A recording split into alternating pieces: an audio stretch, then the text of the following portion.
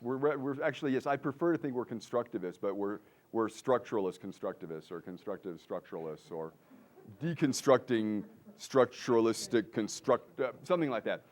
That what we fundamentally say is that the form is influencing the content. That the relationship, that you get more leverage when you shift the form than going after the content. So simplest example is someone's feeling phobic, and going back to the beginning of the whole thing, that you learn in Practitioner this means of helping the person to step out of the experience and to see themselves and therefore not be phobic because it's not happening to them.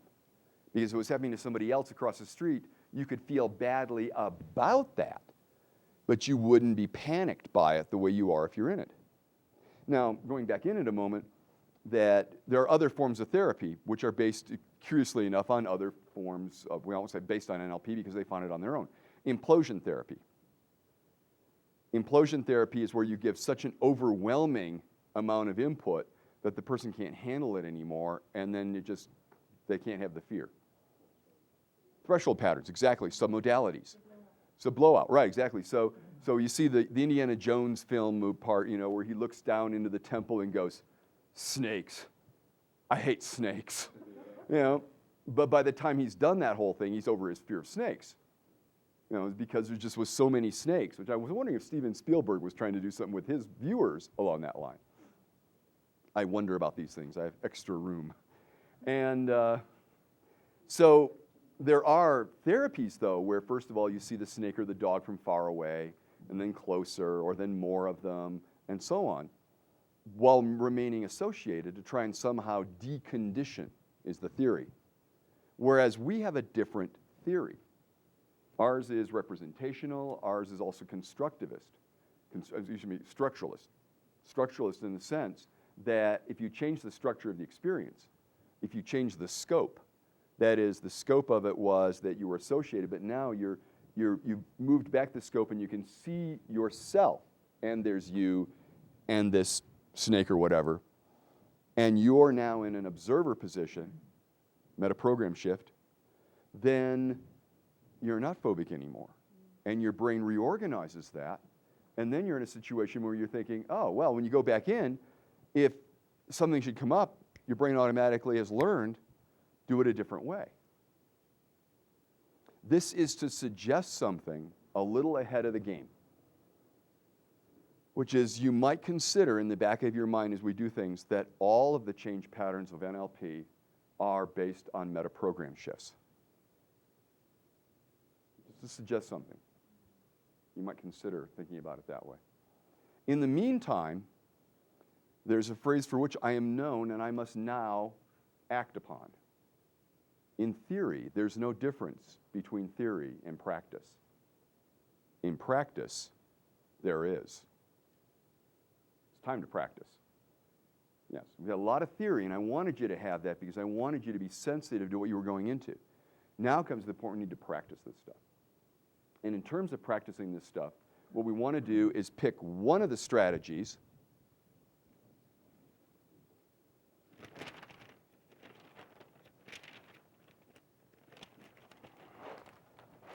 and begin to find out what are the metaprograms that are more foregrounded for that particular strategy than for another.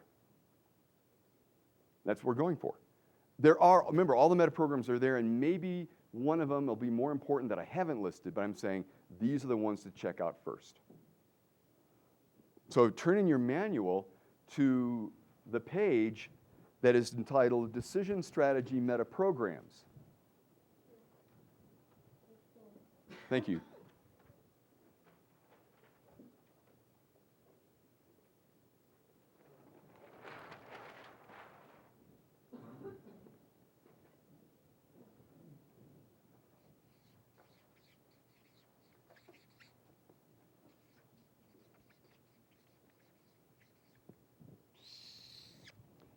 And the very first one you see there is content, which would make sense because we make decisions about content.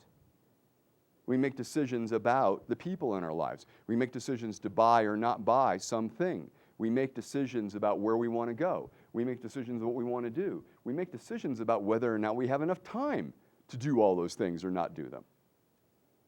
So, of course, the first kind of area to go to would be that you're making decisions based on the content. And we've already been over that in a basic way. First elicitation, then applications, then change processes. So we've been doing a whole lot to get your awarenesses ready for elicitation. We've already been over the content meta program. Are there questions about that? Yes, Ron. I guess as far as time is concerned, it would be time in the future, wouldn't it? It wouldn't have anything as far as decisions are concerned. You wouldn't be looking at past, present, or future. You'd be looking at the future as it. No, actually, again, if you were making a decision about how much time you had to do it, you'd probably reference how much time it took last time. Now, time is not typically listed in the content meta program because time is involved in all of them, right? You have to have time to do any of the other contents, even if it's like sit and meditate in a place. So generally, we don't mention time, but I do because in the interest of completeness. But to answer your question, yeah, if you were going, do I have enough time to do this? You'd go back to the last time you did it and then project it forward. And if you didn't know, you'd have to estimate somehow. Well, yeah, I guess. Yeah. Come up with a rough idea. Yeah. So you're really talking about amounts of time. Amounts of time. There might be the person's relationship to time. That can also happen, though it tends to be with more people meditative or physicists. The next one listed here is quite simply the perceptual positions.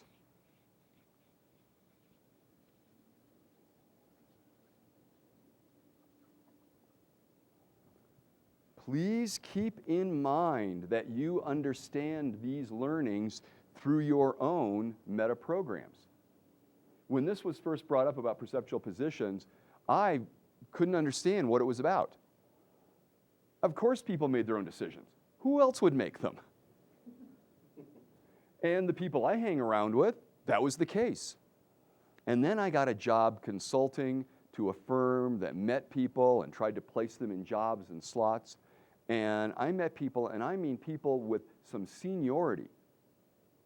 And we'd be sitting there in the interview talking about a possible job prospect, a possible connection, and going over the possibilities, because I was brought in to actually apply the meta programs to their interview process, to their process of vetting people and making good matches. Because if you could make a better match, then the company would make more money, be more highly considered, higher value, better results, people feel better. So this was my role as a consultant. But I was sitting in on the sessions, of course, to get a feel for what it was like, what kind of questions to ask, so forth. And so the person turns to me and says, so what do you think I should do? And I pull out my paper again, and I said, well, there's these advantages and disadvantages. This seems to match your criteria in this ways, not in those. You know, overall, it seems like it works pretty well for you. You know, I think that you can make a decision here. A few moments would pass, look up, shake their head and go, what do you think I should do? And I sat there, and it was one of those moments I went, oh my, there really is this other position that the person really was in other. They were asking me to make this decision. And later on, I'd encounter this in a training program where I would meet people who didn't do the shopping, didn't buy their own clothes, had not even decided how many kids they had. Yeah. So, and if you think about it, it actually makes sense, is that we all start out very other. I mean, yes, there's a lot of self you can see in that little baby there, but they're all kind of looking out on, what's going on in the world. So this is more than you might think it would be. You may find in all of your cases, yeah, it's me. You want to consider that outside of this room of self-selected self-starters who came here at your own interest and your own money, there might be other ways to do that. You might occupy a different position. The next one on the list is attention direction.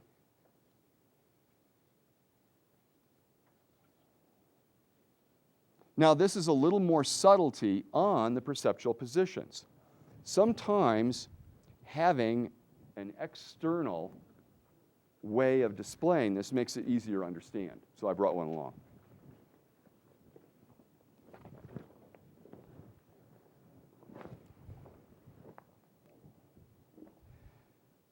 Who we are and how we relate to other people is so important that we make multiple levels of distinctions about that. And they are so fundamental to us, both biologically and linguistically, that we consider them metaprograms. So when we're talking about the perceptual positions, another way to speak about that is it's where you are. Are you having the feelings in yourself, as I've suggested? Or the golf example I gave, am I having the feelings as much as I can, imagining I am the golfer? Imagining you are a Tiger Woods, or imagining you are a certain CEO or public figure. That to be the observer is as much as possible to be observing yourself, with others perhaps, by yourself, whatever way you do it, but being in that sense dissociated. Now, I haven't used that term this whole time because if you're dissociated from one place, you're associated to another. Does that make sense? People tend to use the word associated to be present. So if you hear that, that's typically how they use it. Typically, people mean dissociated to mean observer. There's even a school of NLP that has to count these. So this is first position, second position is other, third position is observer. I don't like the numbers. There's implications. The implications being, for example, that first position is most important because it's first, it's one, right. And actually, I think there's some truth to that, but if you just stay there all the time, it can get pretty lonely. And you don't get a perspective on things. And you don't appreciate, in some way, the love other people hold for you that you get if you really kind of step into that. In other words, there's so many learnings in the other roles that Leslie Cameron Bandler was the one that brought it up with names, and I like that. Let's use the names. Now, your body is in one of these, or maybe it's a mixed state. That's very often the case with people. They're kind of in the experience, they're kind of observing of themselves a little bit.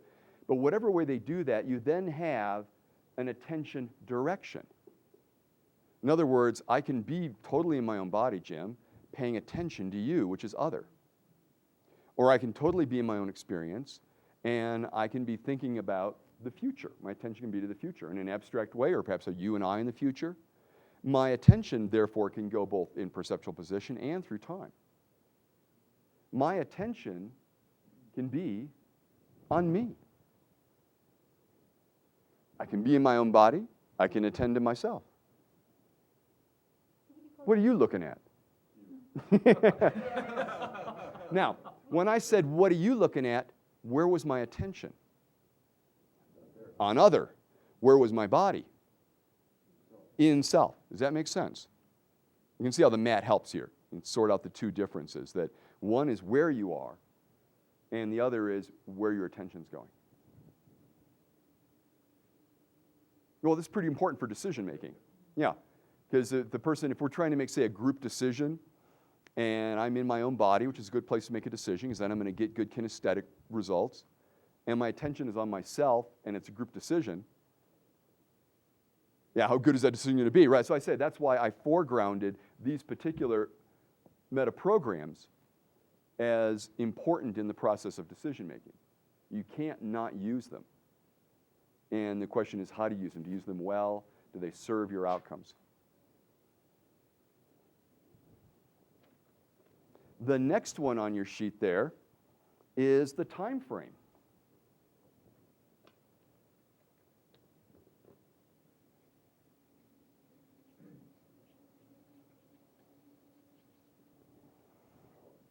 Yes? One point in terms of the perceptual position. Mm-hmm. Some guys consider there is a fourth position, however, we. Is this important in terms of leader programs? There's... No, it's not an other, but we position. Okay, let's back up then. We'll go back up all the way to the perceptual positions. And I agree it can be important, that's why we're doing this. So in the accepted literature, you have the self, the other, and the observer, right? I'm even going to give you something more right now. Because I don't know how this got lost, but it's been coming back, and I'm one of the people making it come back, is that you can step into other and still be yourself inside. Or you can leave yourself behind and take on as much of other as you can. Do you understand this is different?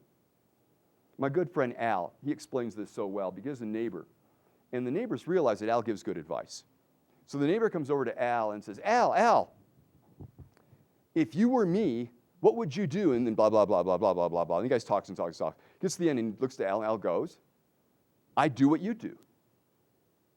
And the guy goes, no.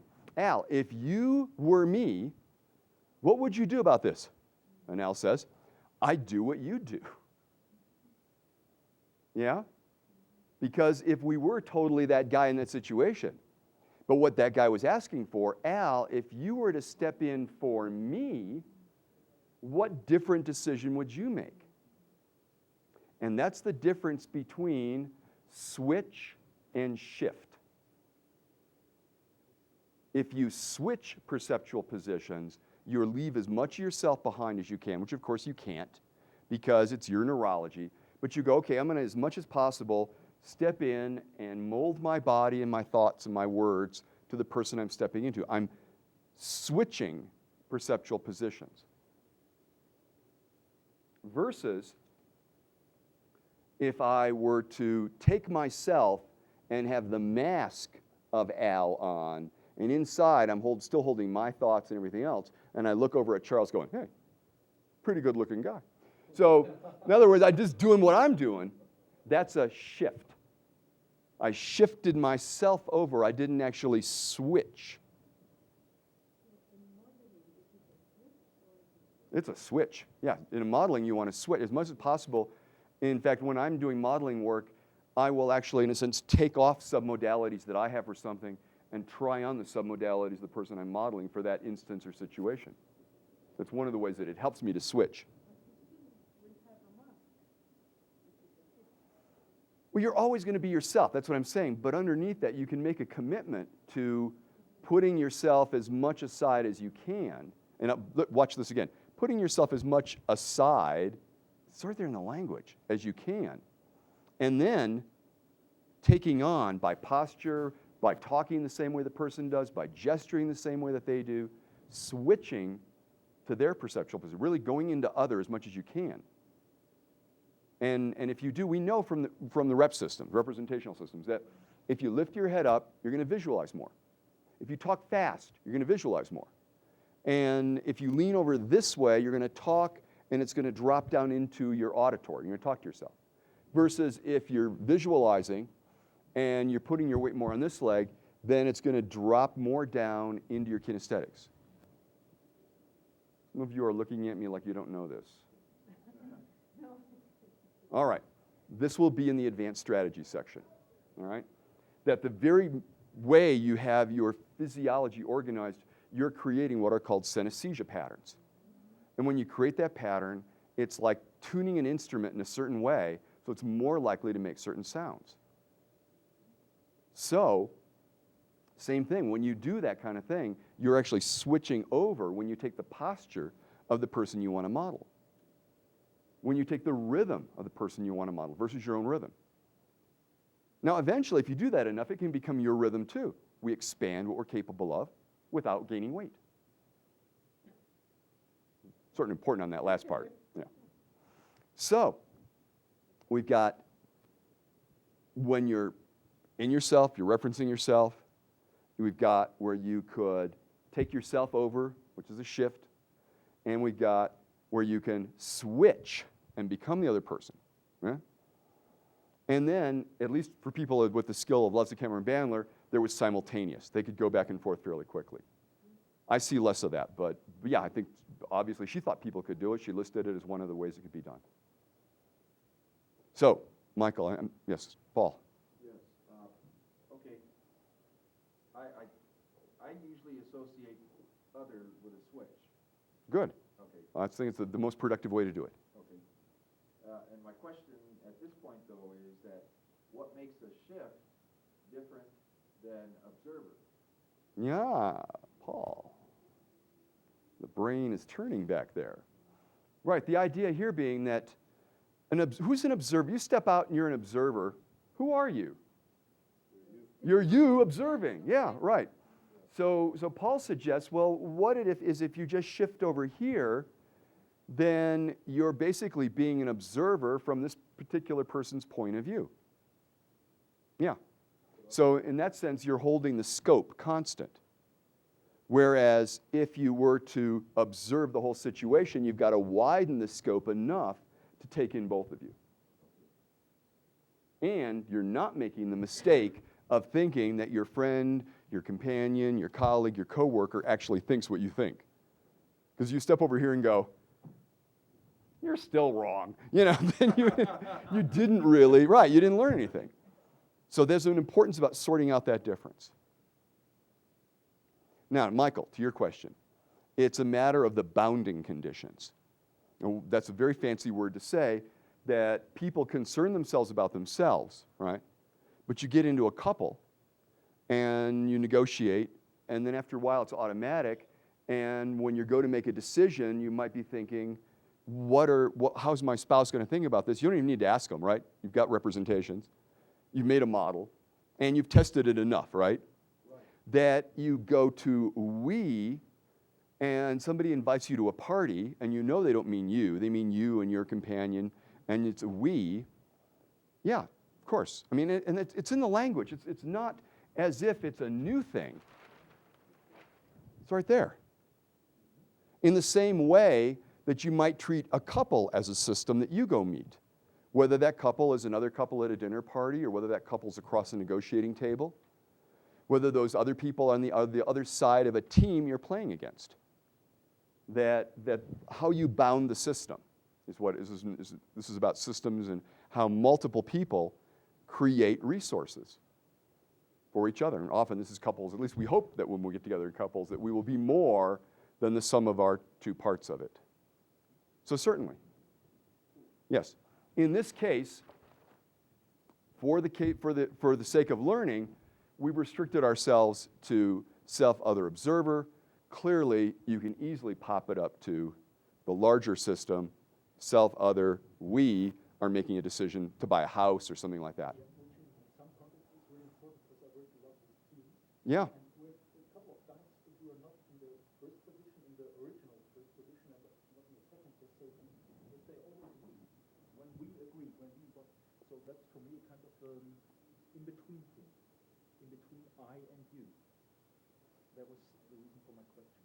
Well, in Michigan, we have a phrase, when somebody says we go, what, you got frog in your pocket? We found out later that this was a hidden meta-model question. I say hidden because we're really trying to find out if there is a we. Like the person goes, are we going now? And then I go, what, you got a frog in your pocket? In other words, who are you describing as, maybe it wasn't all that polite, but it's who are you describing as the we? Is it an abstract we? Is it an actual we? Is it an informed we? In other words, is it we, this company, which the person holds amorphously, or is it we, my partner and I, whom I know well and know her criteria, want to make this plan? And that's, of course, again, more information. Yeah. We say we, meaning I.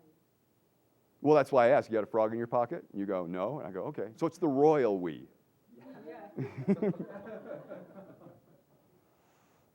All right, time frame.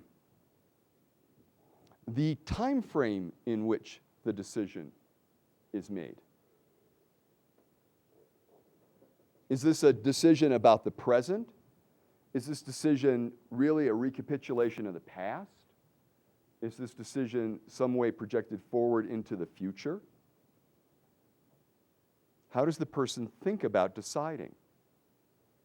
We already know that it worked in the past. So somebody might be talking about making a decision with certain people, perceptual, because it's worked before. We're going to do it this way. Where somebody else might go, well, we're facing a situation, never been like this before. Of course, that brings up another meta program, doesn't it? Even one we didn't mention. And never had this before, so it's new, sorting for difference. And they say, and I'm thinking about this and this, and I'm looking to the future. Time frame?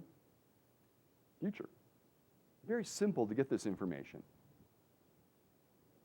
And the last one on the page, and certainly not the least, something called scope. Scope is always sensory-based. Scope is the amount of time and or space that's under consideration. Now, in the old NLP, this used to be considered chunk size. But as we're going to find out, chunk size is an ambiguous term.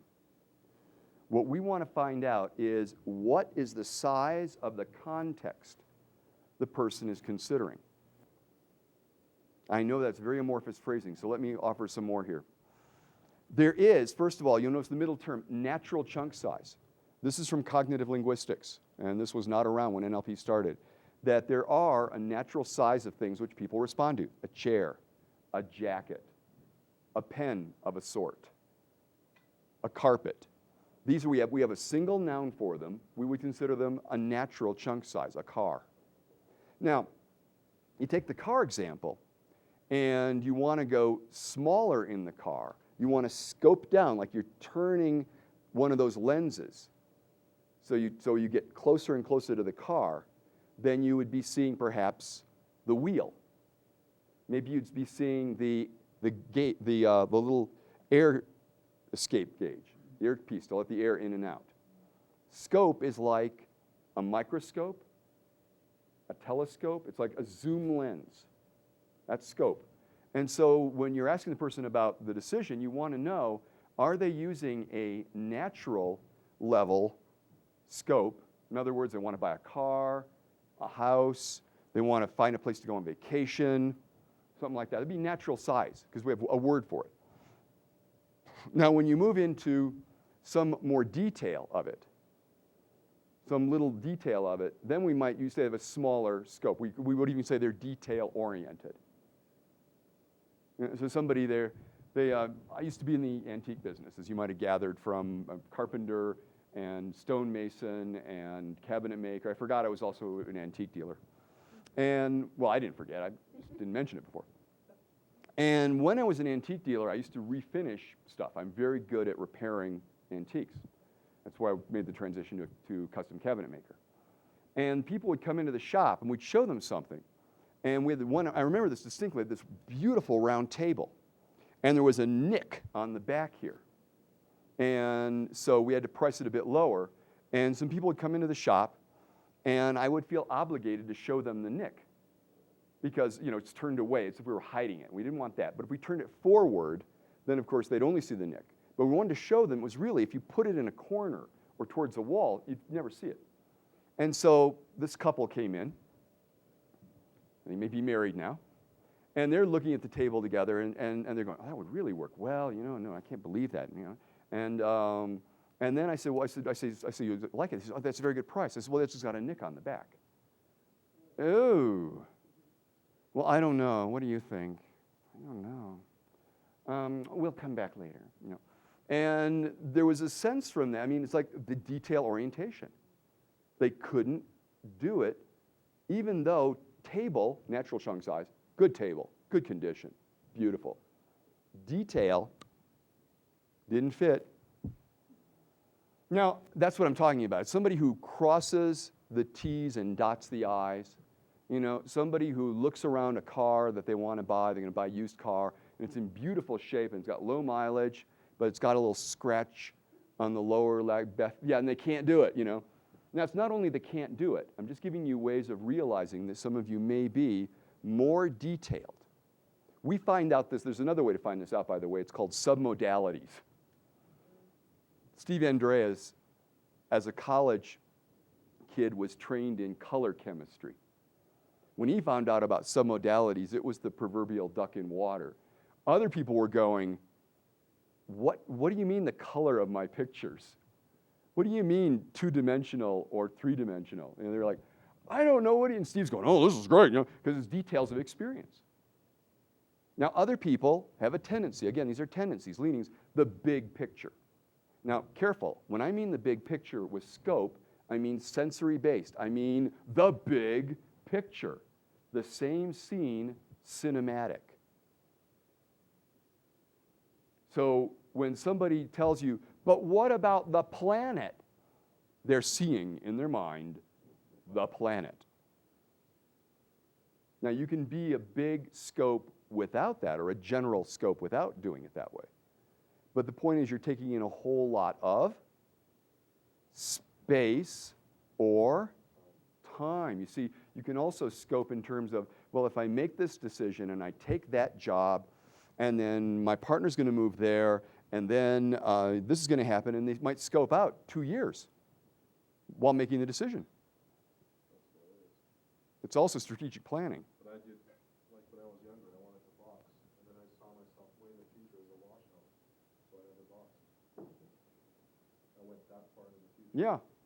Now, I actually, having worked in a hospital as well, in the orthopedic recovery, wish that more young people who had decided that motorcycles were part of their youth had had that strategy, if only to be more careful, because I had a motorcycle in college for a while too. But, you know, if I had had a couple of drinks, I didn't get on it. You know, because I projected out into the future that, you know, that I'd taken care of enough people whose hands were here. That, yeah, that's a compelling experience. That I realized that, you know, I thought about riding my bike, which I loved. I had a Triumph, a 500. It threw oil all over my jeans. I ruined probably a dozen pairs of jeans that summer. But I loved it. But if I'd had a couple of drinks, no. Because I would go out in the future, and I might not be, and I knew it wouldn't even be me.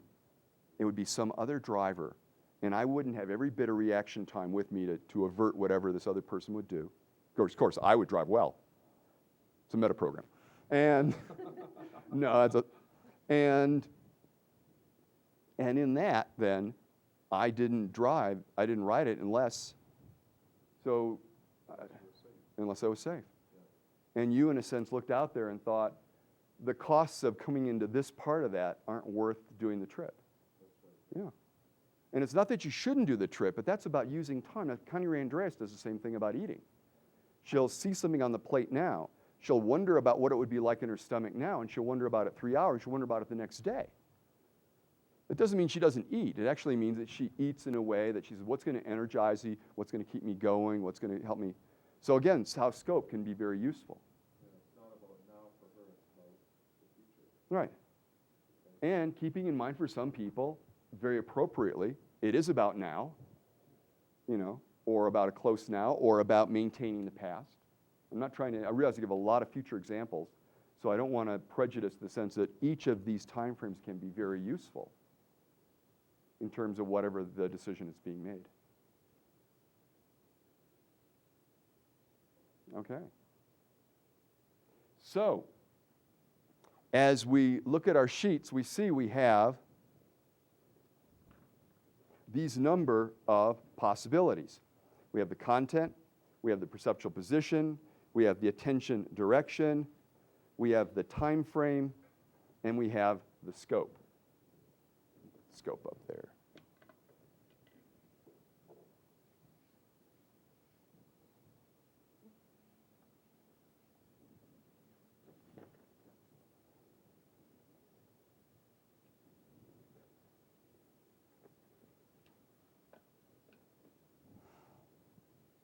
Now, there are other meta programs. Remind you, we will get to other meta programs for motivation, and we'll get to other meta programs for conviction.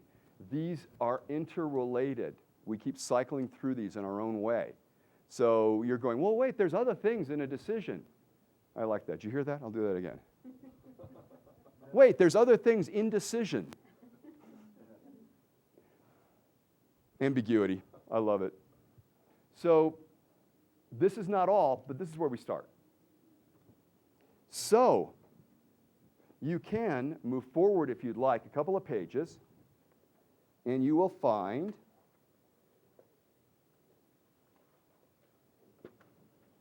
an elicitation form. And the elicitation form has some of the questions that Ross Stewart and Roger Bailey worked out, and also has no questions, because you just got to pay attention. So the question asked there to begin the whole thing is, tell me about a significant, and then you can set the context. Tell me about a significant work decision, relationship decision, leisure decision,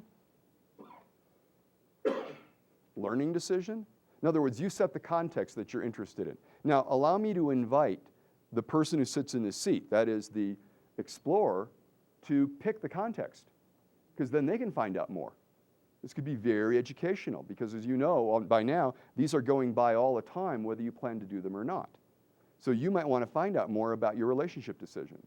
You might want to find out more about your work decisions, more about your career decisions, more about why it is you come up to the mountains and take courses decision. And keeping in mind that you're looking here on the form and it says people, thing, activity, information, and you could put little hash marks next to it you wanted, you could circle it if you wanted, you could even write down some of the words the person uses that indicate that. This is a learning tool. Or you could do that on separate paper. Keep in mind that while they're answering that question, what are they doing? They're answering all the other ones, right? They're doing all the other meta programs, some in the foreground, some in the background. So, in case you didn't get it on the first round, which is one of the reasons you'll have a partner, do this in threes, you can ask for the perceptual position, tell me about, same context, whatever it is, that decision that gave you trouble. Now, why would we use that gave you trouble? Well, we know from Virginia Satir and her work, you know about the Satir patterns, the Satir categories. The Satir categories are that under stress, people will revert to their most practiced patterns, right? So if you really want to find out which part of the pie the person is using most, then ask them about a difficult decision because they'll go to the one they use most prominently.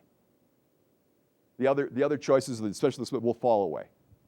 So if you're trying to find out how the person typically does it, now remember, you probably got the answer in the response to, tell me about a significant work decision. And you said, well, I was blah, blah, blah, blah, blah, and then you got it in those, I, yous, and so forth. But if you didn't get it, and you're very interested in what the person will most likely do, then say, well, what about a work thing that gave you difficulty? And they will answer pretty directly. During this, you can also notice where are they placing their attention. Is it how they felt in the situation or what they thought in the situation? Was it they were looking to what they could do in the situation? Or were they wondering what they did before in the situation? You get the attention direction by the use of the verb, to be, past, present, future. You'll get the time frame. And of course, by then you'll realize, well, are they in the details? Or some people refer to it as the minutia. Of course, who would refer to it as the minutia? No, detailed people would not call it minutia. They would call it the important part. They would quote Mies van der Rohe and say, God is in the details. Because details are good. Yeah, people who, not big, general. Yeah, people who have a more general scope would go, oh, that's just the details. It doesn't matter. Yes, we have attitudes about people that do it different ways. Now, I'm wondering whether a demonstration is needed or not, because I think it's pretty explanatory. This is the same exercise you did this morning, only now you're going to do it about a decision. Threes again, write some stuff down, kibitz between each other, and switch around. Are you ready? You realize I'm asking for a decision. Let's go.